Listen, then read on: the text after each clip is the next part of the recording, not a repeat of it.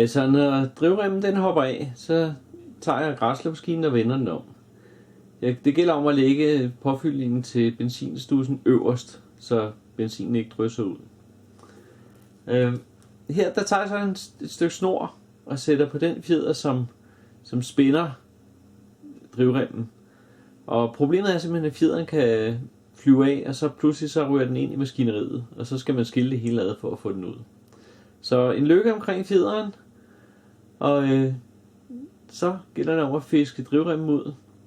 Den ligger lige gemt herinde bagved, og så op på drivhjulet.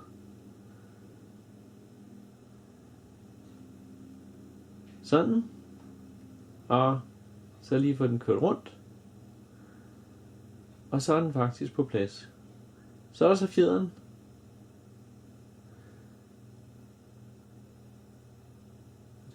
Den skal så bare spændes igen. Og så er vi faktisk færdige.